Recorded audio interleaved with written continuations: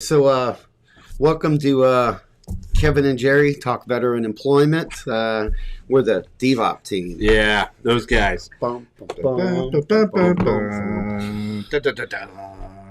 Yeah, today we're going to go ahead. We're going to continue our talking about military. Hey, hang on. You hear that? Did you reserve the room? Jeez. I thought you reserved the room, Rude. Kevin. I know. Why they got to be rude? My God. You going to answer it? You answer it. You answer it. Rock, paper, scissors. All right, you ready? What is it, rock, bricks? Yeah, rock, paper, scissors. Don't even know how to play. I know. It's been forever. Oh. Hey, look who it is. Oh, it's DVOP Walter from Tucson. Hey, DVOP Walter. We gave you the crappy chair. Yeah, I know. Yeah. Hey, I was okay. You must have been expecting me. How's everybody doing today? Do that, man. Oh, you got a podcast going on, huh? Yeah. If that's what you want to Call it. Yeah, I don't know. So, what are we talking about today? I'm glad you brought it up. Okay. So, all three of us are veterans. The discussion, transitioning out of the military. We had started it last week, but there was technical difficulties. Okay.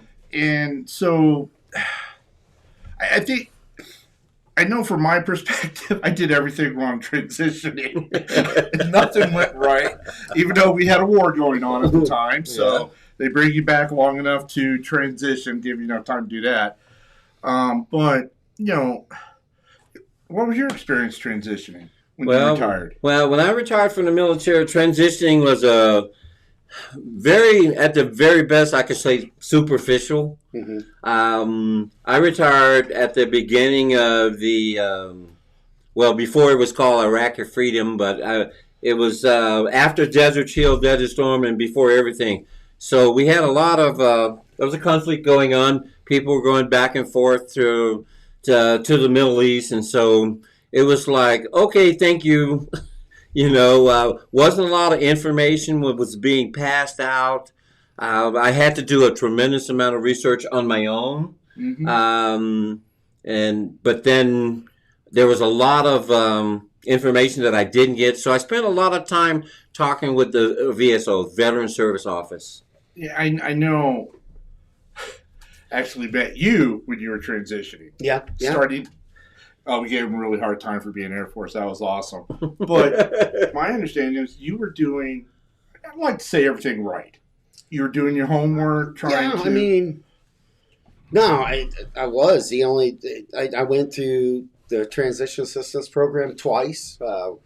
Once about, I think about 18 months out, and then about 6 months out because.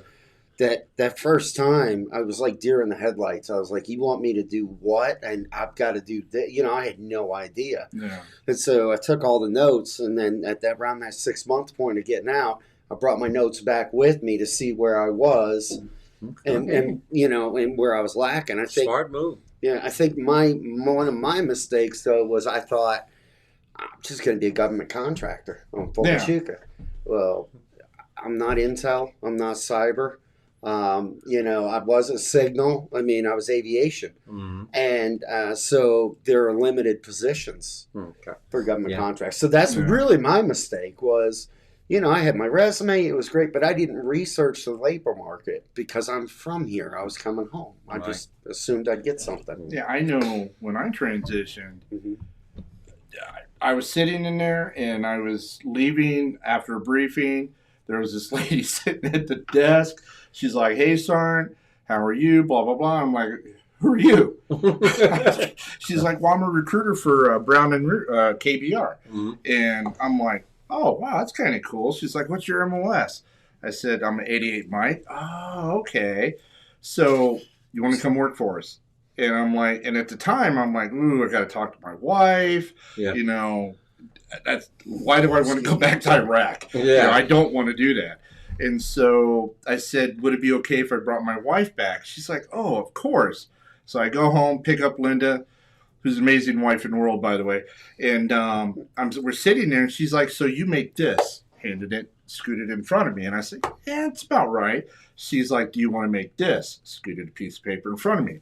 And I'm like, well, shit, that's a lot of money. and Linda's like, what? And so I pushed it over to Linda. She's like, when can he leave? I was like, wow. That's how that discussion went. Yeah, that decision is already made. I'm in Camp Anaconda, in Iraq, and getting off of an aircraft.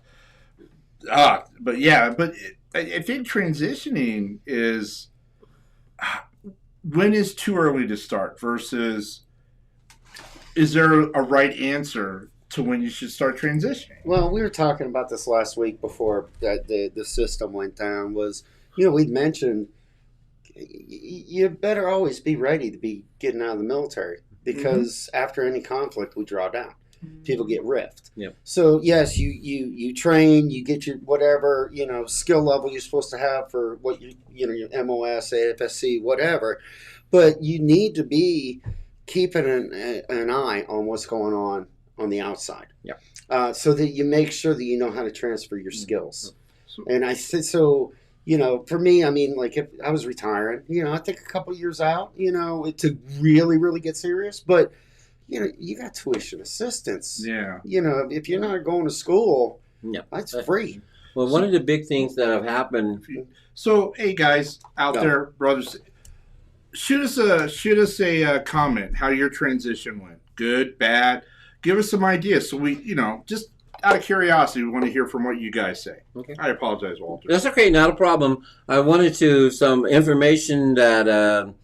That's really, really important is that DOD, Department of Defense and Veteran Affairs with DOL have been working with the transition program, and it has made some radical changes over the last 3 to 5 years.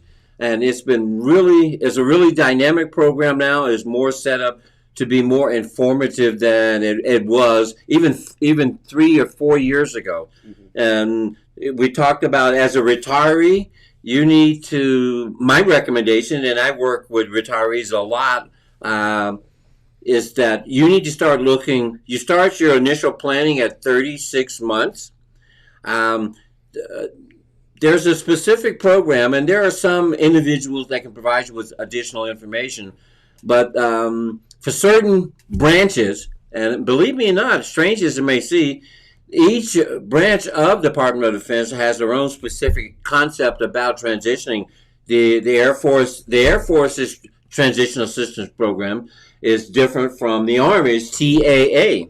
And some start at 18 months, but it's mandatory for anyone contemplating leaving the active duty and or retiring to start at 365 days. That's what they say. At 365 days, you need to start your transitional process. That's something that was never heard of when we decided. Well, since you brought that up, so question, and I know we've sat in classes, stuff like that. So say you have a soldier, sailor, airman, Marine that's ETSing retired, are there programs out there to where maybe a company can pick them up while they're still on active duty? There are several programs that. There are some OJT programs, but the most phenomenal one that works is something called the Skill Bridge program. And that's where you can get paid your military pay while working for a civilian organization, provided that your unit commander will approve it. And all that means is this: if you apply for the Skill Bridge program, and that's with a letter of intent to either separate from active duty or retire, and then that's going to relieve you from your active duty duties, and you're going to go to work for this company. And that's good. It's kind of modifies, or it's like a modified apprenticeship program for active duty personnel, which is really outstanding. Also during this time frame, you can learn more about different types of certifications to enhance your employability. So the Skill Bridge program is a really good program, but there are other programs too that you can get involved with. The transitioning program that works very well is through the Veterans Center, and you need to talk to a DVOP or a VSO to talk about what those transitions are. So the Skill Bridge program is the most nationally recognized program, but there are other different programs that you can make qualified for. Yeah, because I was reading, Kevin and I were having this discussion, I think about a month ago. We had a situation, got a little frustrated, so I went online on Veterans Priority Service. So I wound up looking up 38 United States Code. Right. Really interesting, because one of the things that it highly recommends for transitioning service members, so say like you just mentioned training, Right. It's highly recommended that you look up your local WIOA office, and by law they can actually start working with that active duty soldier to get them certain types of training And certifications. And I would highly recommend you, for all of you out there, look up your local WIOA office, wherever you're at, your workforce or whatever, and see what type of funding they have available that might be able to assist you. And every office is different, every county is different, Yep. Mm-hmm. but don't hesitate to start asking questions. There are specific public and federal laws that under Title 38, and that's what it's called, Title 38. And WIOA, as Jerry mentioned, stands for Workforce Innovation. Spit it out. That's a big one. It's a Workforce Innovations, and they have so many different programs. They have collaborated in partners with different types of not only community colleges and upper level colleges, but independent organizations that do different types of certifications. So that's absolutely critical. Actually, there isn't anything that a service member can think of that isn't available. You just have to take the time to contact someone and find out what is gone. As I mentioned to Kevin earlier this morning, is that I had a couple of Air Force National Guard individuals come see me, and we're here in the state of Arizona, but they want to get scuba diving certification. It's available. They don't swim in the desert, but we got a lot. Got the San Pedro, not that far from here. Come on. But that would be that's something that you wouldn't think. Well, why would a person want to get a scuba diving certification? There's a lot of application for that, and there's a lot of use of it. It doesn't mean that they have to stay here in Arizona. They could go to so many other different places: East Coast, the Gulf of Mexico, the West Coast, the Philippines, the Hawaii, and those types of things, up and down, Oregon. You believe it or not, those are a lot of different. So it may sound a little bit unusual, but that's okay. If that's where your dream and your passion is, that's what you're talking about. Exactly. So leads up to my next question. What about my spouse? Are they entitled to anything? Oh. Do they receive the same type of priority of services as soon-to-be veteran? I mean, the spouse follows the service member all over the world some cases. They may be working, say, as a human resource specialist at Fort Hood, Texas. They come to Fort Huachuca. Now, maybe they're working as a janitor or flipping burgers, because that's the only... So what do they qualify for? There are an untold number of organizations that work with veterans and their dependents for their transitional processing. They're specifically, like one that's right in southern Arizona, is called Military Families and Relief Process or Program. That one is specifically geared at helping individuals transitioning from active duty to make sure that it doesn't create any financial, emotional hardships for the family. And there are just so many different programs. The family unit is extremely important for an organization that's national also. Be Connected. They specifically work with military families and whether it be active duty personnel getting ready. And it doesn't matter what branch you're in.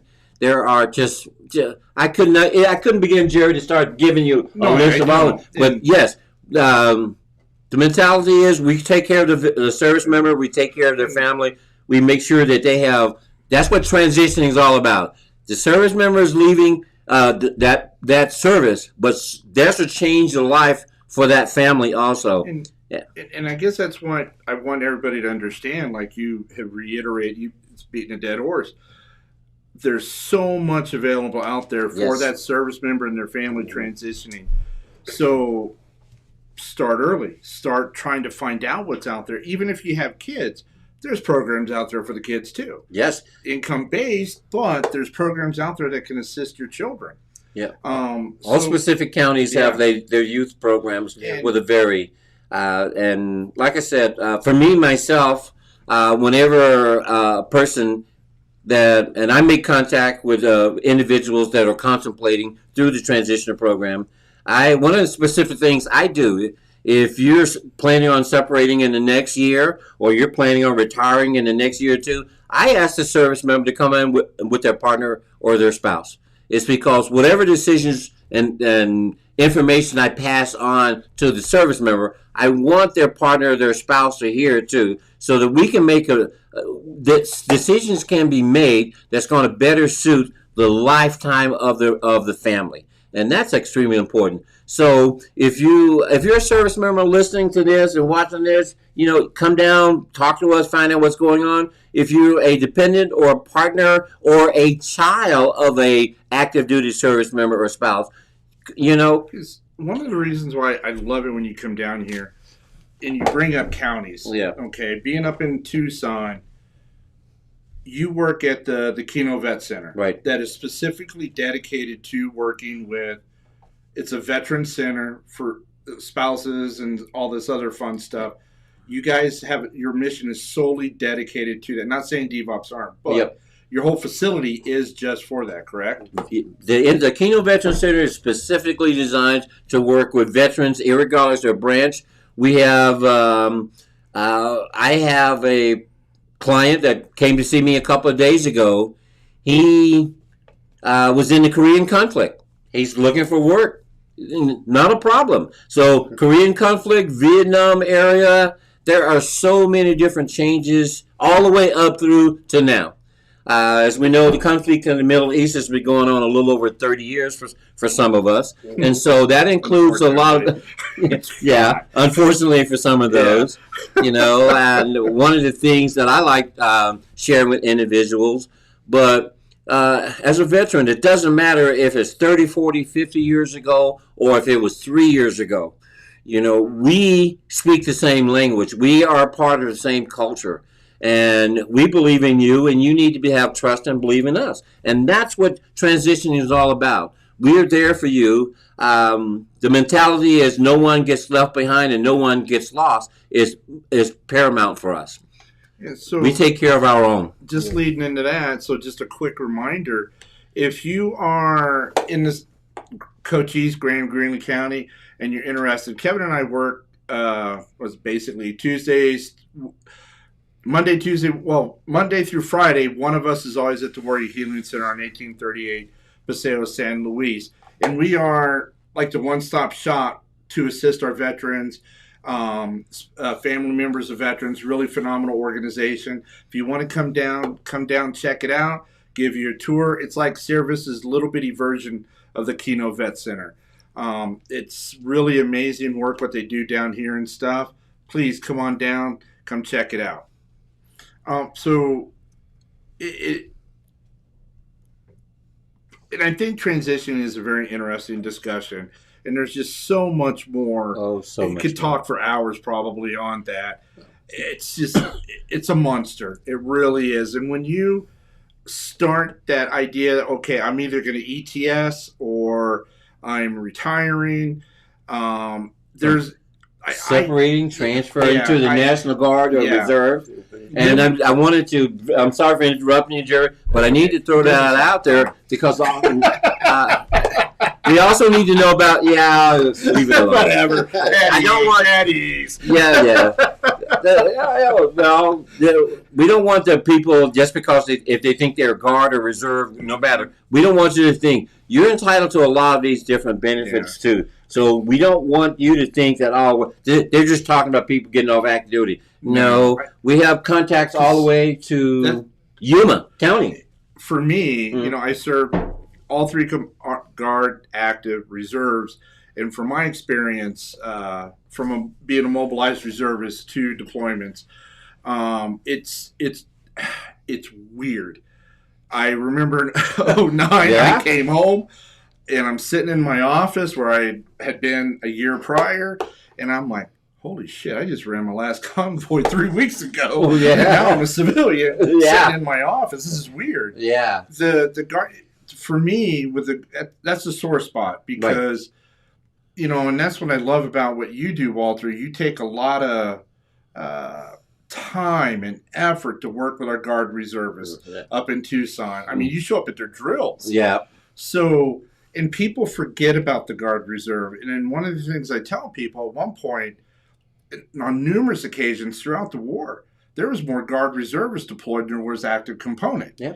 And people forget that. And I'm glad it's slowly changing, slowly, and they're understanding the importance of the Guard Reserve. Active components don't do the mission without the Guard Reserve. Yep. Don't mean to upset people out there, but I think it's true. Yeah. And they are recognizing that when a Guard reservist comes off of mobilization or in a DVOPS status, they are doing SFL taps for them. They are doing, and in some cases it doesn't really apply to them because they have a job. Yeah. But what about that Guard reservist that were some tough times right now or during the recession? You have my son was a perfect example. School trained, TS, SCI, making pizzas at Pizza Hut. Yeah. Because he didn't have the experience to do his job. Yeah.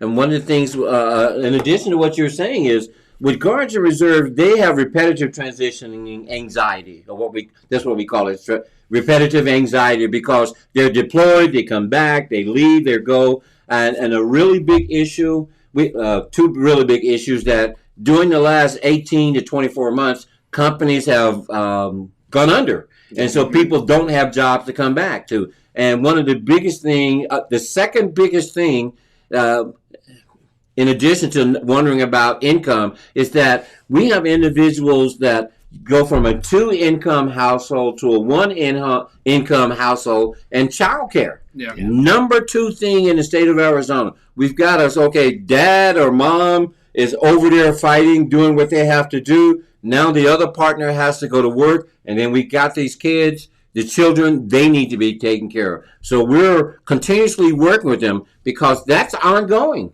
Yeah. You know, and employers want people that's going to be around all the time. Well, when you're a reservist or the partner or spouse of a reservist and you get deployed, 3 times in 2 years, that's very disruptive, and you need to know what it means to go back and forth and going on. Like in my case, I deployed in 08-09, came home. I was home maybe 10 months. Mm-hmm. Another mobilization. Yeah, and it's tough because you're going wherever it is they're sending you, and you come home, and it's like, and this is the sad part, and I'm not saying this applies to all Guard reservists, but for some soldiers, you make more money on mobilizations. Yep. And so I'm going to throw a challenge out there if a business is listening. Yeah. It's awesome that you say thank you for our service, but what have you done? Take it a step farther. If you're a small business owner or business, reach out to a National Guard unit local. Say, hey, I want to hire some people. Yep. Get in touch with Walter up in Tucson or Kevin and myself down in Sierra Vista. Let's go for the gusto. Let's reach out to our soldiers. And we have other contacts. Also that we use Yuma County, Pinal County, like I said, Cochise, Graham, Santa Cruz, Greenlee County. We have contacts where we're working with them to make sure our guardsmen are taken care of. They're part of our defense. They're part of the military. We need to make sure they're taken care of too. Concept. It's all of it. So just be, don't think that you can't help someone somewhere. All you need to do is just make a phone call. Yeah. Give them a call down here at the Warrior Healing Center. Give me a call at Keno Veteran Center. And I tell you, if you drop a call to me and these guys will give you my information, I will definitely put you in contact.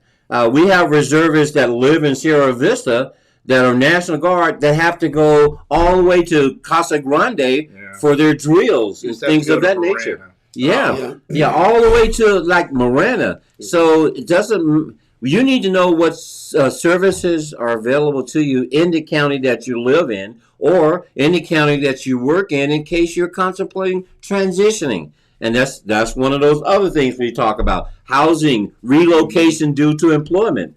There's lots of services. We've talked about Hilton Honors. We've talked about childcare. We talked about finance. We talked about survey. All these things need to talk about. As a matter of fact, the checklist I use have 42 items on it. Well, you mentioned something, and I'm glad you brought it up sooner than later. Hilton Honors. That is a huge thing to utilize when you start your trip. If you need to go, say you live here in Sierra Vista or Tucson, and you have a job opportunity in Los Angeles, right, or San Diego or Dallas. Yeah. How does the Hilton Honors program work? How does the soldier qualify for that? We have specific individuals that their job is to take the necessary information about the job, where this person's going to be going. And if we get them, we can get them qualified in less than 24 hours.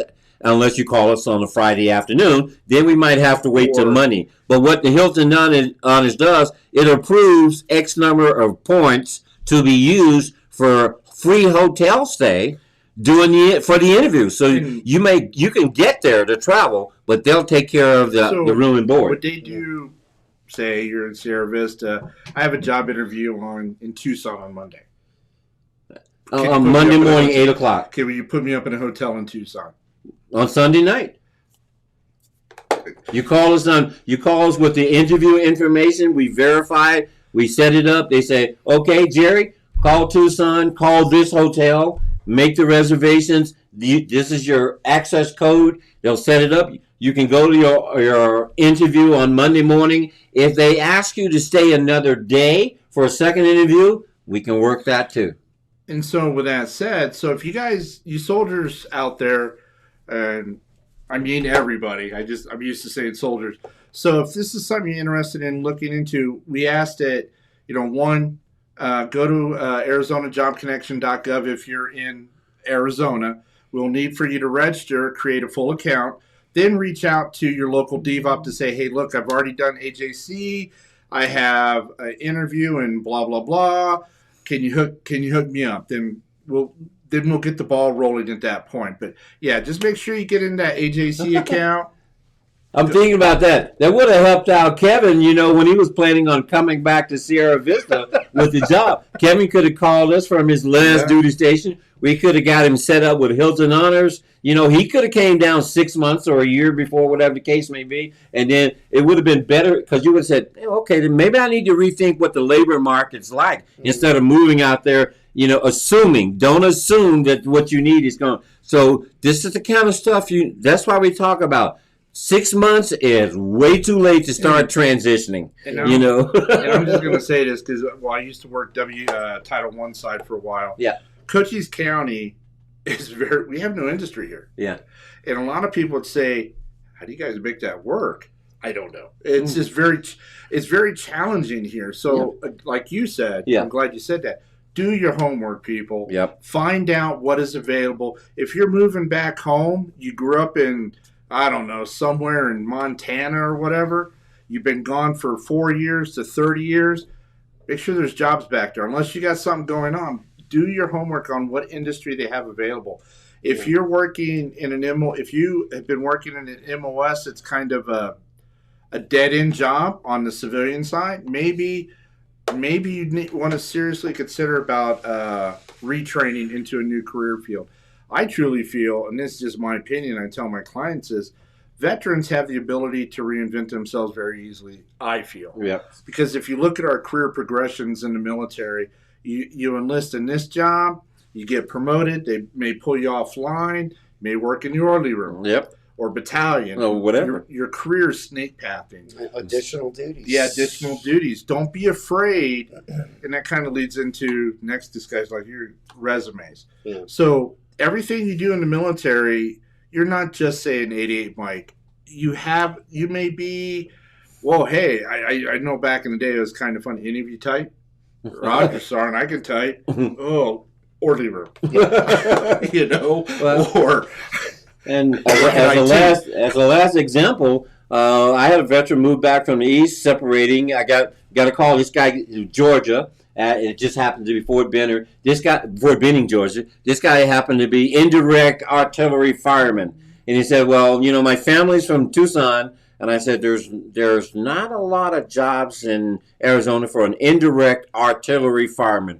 We need to take a look at what all your other additional skills." So that's also critical in transitioning. You know, if you combat arms, and I will say that if you're combat arms and you're looking at transitioning, you need to start working with someone. We can work on it. And like Jerry said and Kevin said, maybe we need to get you an additional certification. Or maybe we need to look at possibly if you want to get out of that and get into security or surveillance officer or border patrol or FBI. 2 days ago, I just got a job announcement, a list of job announcements for Homeland Security. So there is a lot of possibilities. That's a good thing. Kevin and I were talking about this that leads yesterday. into the resume, too. Yeah. Kevin and I were talking about this yesterday. Nita's client, at first, I didn't know what to say. So he was combat arms puppeteer. What was his MLS? Oh no, he was logistics. Yeah, he was logistics. Okay. Where I was sitting there talking to him. I got Kevin up there. Kevin hadn't been a DVOP very long, I don't think. And so we're talking to the guy. He wanted to be a puppeteer. And he had his own business. Yeah, he had his own business. But it was funny. I kind of we just looked and like, what? How do you become a puppeteer? He said, well, I just loved it as a kid, and I just kept going. He's got the marionettes. Yeah, that's what he did. Wow. And it's phenomenal. It was interesting. I was like, I've never met a puppeteer. You know what I mean? I thought it was just Jim Henson. Yeah. But it's interesting because, you know, a lot of people, I love resumes. I think it's an interesting discussion. And I feel that once you start your transitioning, you start working on a resume. Something. Really. Because as long as, and this is just my opinion, as long as your resume is neat and professional and it gets you to the job interview, go your bad self. You're doing something right. Yeah, you go.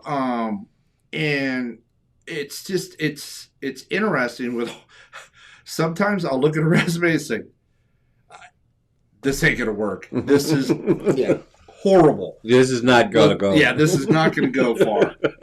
Well, and when you're serving, every time you get an NCO, ER, or for us, evaluation, in the Air Force, that is building your resume. Exactly. So it's not only important for promotion, but you really need to take a look at that and make sure it says what it needs to say. You know, because I'll tell you, you get one of the best ways as you're transitioning to start that initial resume is your VMET, which tells your training in civilian, and your occupations by duty station in civilian. And you just put that in there, and then you go to your evaluation, copy paste, move on. Guess what? You have a resume. Now you have to go in and you need to learn how to target it. You know, and you need to. You know, sometimes you need to quantify it, sometimes you don't. I mean, if you're applying for a position and you're just, hey, I just want to work on Walmart. I want to stock. And you manage 300 personnel. Like, you don't need that manage 300 personnel in there. Not for a job at Walmart, you know. So when I love quantification. I think it separates us while we're on active duty, and it can separate you in the workforce. But sometimes it can actually hurt you when it comes to applying for a job. So that's where I think that we really come in on that, because you leave in the military, you have a resume. But it's not targeted. Right. You just have a resume. And customized. And I love that because I think it's so true. I tell people, everybody has an opinion on a resume. Oh, yeah. Everybody does. And Kevin and I will have this discussion sometimes. I'm the opposite direction. I say put everything on your resume. I put everything because I feel that it shows you're adaptable. So and flexible. Exactly. And that's what I think is so cool, because Kevin has his way of working with resumes. They work. I have my way, they work. You have your ways, and they work. Me, myself, I believe if you don't have at least 3 different resumes, you're wrong. So, exactly. Because looking at the economy today, what's the difference between a office protocol personnel, a janitor, and a custodian?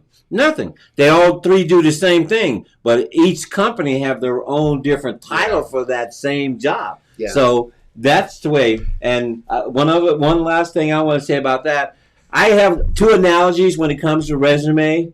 If you're Navy or Marine Corps, your resume better be a lighthouse. You better be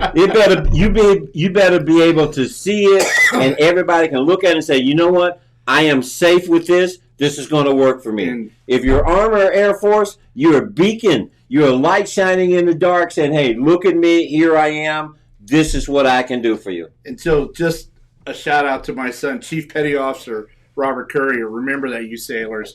Yeah, that's right. I got beat up because I forgot to call him Chief. Okay, then. God forbid his dad forget Chief. Yeah. I called him Petty Officer. You got a little butthurt. But So we got a comment from Teresa. What's that? What is our amazing supervisor saying? These guys are rock stars. Thank you for all. No, thank you, Teresa. Teresa, you don't suck up to us. We suck up to you. Yes. That's right. That's how it works. NCO business. Okay? Yeah. This is NCO time. All right. Yep. Make it happen. Make mission happen, baby. There you go. Love you. So I just want to. We were talking yesterday about what do they call it? Combat crypto? What are they? And their new Warrior Healing Center. It's Tim and Kyle's. Their podcast. Yeah, they had a pretty good opening on their show. So challenge accepted. Yeah. It's on game time. It's on like Donkey Kong. So, Tim, we're coming for you. You don't go second. There's only first. No. But it's just so interesting. Like you were saying, there's so much. Oh yeah, it is unbelievable. The resume I think is just as important, if not. It may not be number 1, but it is definitely number 2 when you start your transitioning. Yep, it needs to be ready. Because I think, and I look at it this way, like Kevin brought up an interesting point with the resume. It is our civilian version of NCOERs. Yeah. Oh, yeah. And it is a history of you. Yep. And it needs to be well written.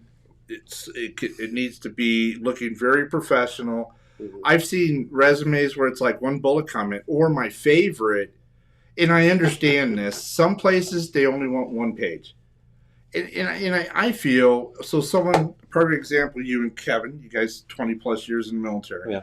How do I take 20 plus years and put that onto 1 page? It's doing you guys a disservice, in my opinion. It's tough, and it does depend on what you're applying for. It really does. And I always say, whenever you're applying for a job at a company, research the company. What does the company want? Yeah. I mean, I know that's number 1 thing. If you go to, I know Northrop Grumman, you go to their web page, they actually have under the employment section, they have examples of resumes. Yeah.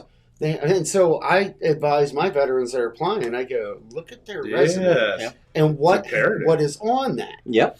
And that's what you need to do. That if they put have that as an example, guess what? Yeah. They care. Yeah, exactly. And for me, what I do, I tell all of my clients, I said, before you even finish the application, you call the company, you ask them, say, I saw this job, I'm interested in applying.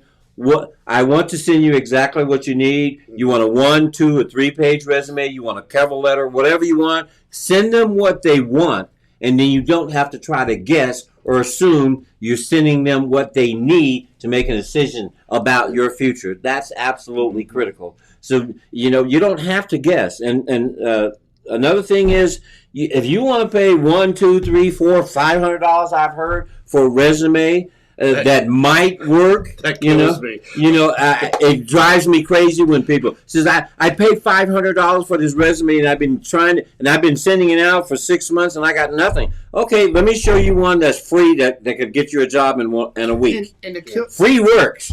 They work. They work. time and time again. Yeah. And I just, it's just really awesome. It drives me. I don't get it. Yeah, I had one. It was a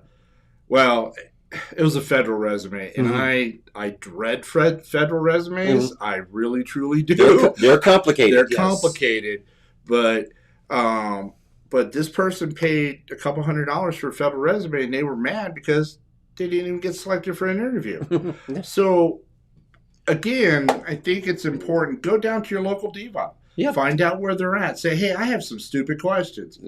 You know, I'm either, I'm looking for a job, or I'm going to start my transition in 6 months. What should I be doing? Right. How should I do this effectively? Yep. You know, and I feel, you know, as being an NCO, we're taught to be critical thinkers. We're taught how to basically read the battlefield. Right. Do the same thing ETSing or retiring. Do the same thing. Like I said, you don't have to be experts. If we can make it happen, you get a hold to us and we have a resource. Jerry very quickly mentioned a federal resume. In my particular office, we have someone that specializes in preparing resumes for city, state, county, and federal jobs. You know what? They have the same resource here in Cochise County. Don't try to be an expert. And as an NCO, we always have this bad habit of trying to do it on our own, or we can fix this. If it, you know, I wouldn't ask somebody that's driving a tank to go out and, you know, and fix the computer system on my car. Ain't gonna happen. So okay, so go for it. Okay, Yeah. so I apologize. No, we're good I was to go. just reminded you got to cut it short here soon. So you're going to be back down on the 24th.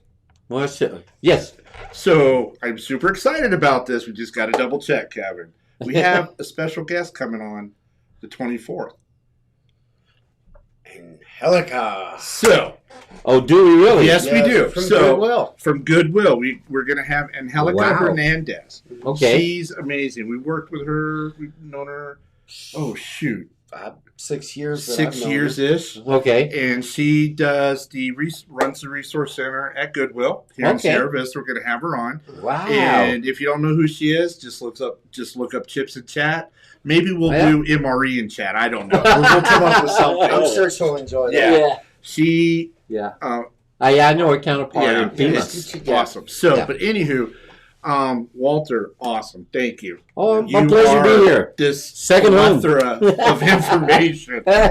You were like our walking computer when it comes to DVOPS stuff. You're amazing. I love this stuff. But nothing's too good for our veterans. Exactly. Yeah. I just want to say thank you again. You're going to be down in a couple of weeks. 2 weeks from today. This month we're primarily focusing on transitioning and other programs that come along with that. Yep. With that said, you guys come on down to the Warrior Healing Center, 1838 Paseo San Luis.